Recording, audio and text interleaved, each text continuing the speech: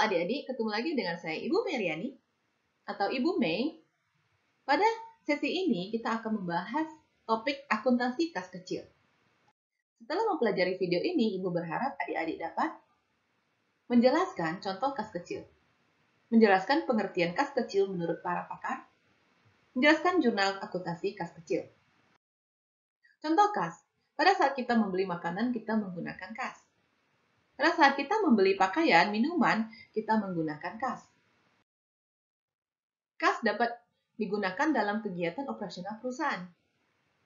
Kas meliputi koin, uang kertas, cek, wesel, dan uang yang disimpan di bank.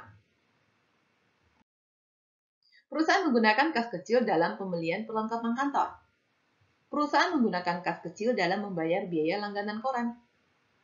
Perusahaan menggunakan kas kecil dalam membayar biaya materai. Semua contoh di atas menurut Weigand et al. Disebut sebagai kas kecil. Kas kecil adalah dana kas yang digunakan untuk membiayai pengeluaran dengan jumlah yang kecil dan masih dapat dikendalikan. Weigand et al. Tahun 2012.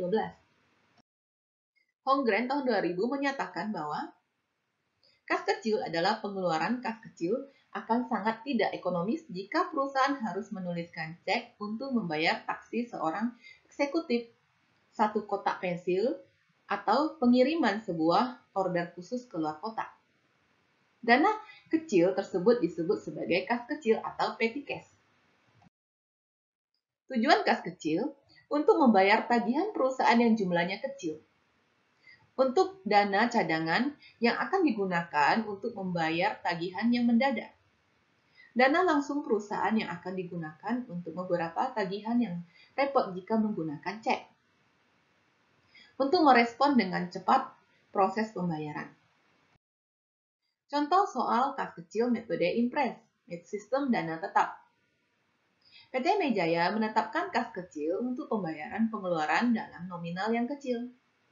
Kas kecil dimulai pada tanggal 1 Januari 2019 dengan menerima uang sebesar Rp3.500.000 dari akun kas. Kas kecil akan diisi kembali di setiap tanggal 15 dan tanggal 30. Transaksi-transaksi pengeluaran yang terjadi dan menggunakan kas kecil selama bulan Januari 2019 dan 2020 adalah sebagai berikut. 3 Januari dibeli materai Rp500.000. 8 Januari di pembayaran beban listrik Rp620.000. 11 Januari dibayar biaya iklan di koran Jakarta Pos Rp550.000. 14 Januari kas kecil dianggap terlalu besar, 1 juta, sehingga disetor kembali ke akun kas. Dana kas kecil diisi kembali pada 15 Januari. 19 Januari dibayar biaya angkut pembelian Rp940.000. Dibayar biaya telepon Rp460.000 pada 21 Januari. Dibayar biaya pengobatan staf yang sakit Rp900.000 pada 29 Januari. Pada 30 Januari dana kas kecil diisi kembali. Diminta catatlah jurnal umum dengan menggunakan metode impres. Kas kecil, pada saat pengisian kas kecil, jurnalnya kas kecil di debit Rp3,5 juta, kas di kredit Rp3,5 juta. Pengeluaran kas kecil tidak dicatat saat terjadi transaksi. Tanggal 3 Januari, 8 Januari, 11 Januari tidak dicatat. Penurunan saldo kas kecil dan dikembalikan ke akun kas. 14 Desember 2019, kas 1 juta di debit, kas kecil 1 juta di kredit. Pengisian kembali dana kas kecil. 15 Desember 2019, perlengkapan kantor Rp500.000 di debit, biaya listrik Rp620.000 di debit, biaya air Rp480.000 di debit, biaya iklan Rp550.000 di debit, kas Rp2.250.000. Pengeluaran kas kecil tidak dicatat pada saat terjadi transaksi.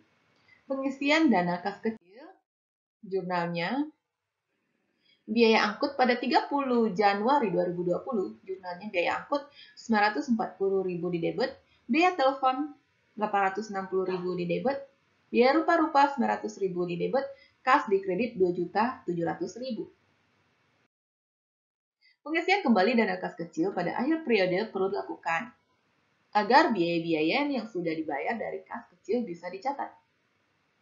Dalam sistem Impress, pengeluaran-pengeluaran kas kecil baru dicatat pada saat pengisian kembali. Saldo akun kas adalah jumlah yang biasanya dilaporkan dalam neraca.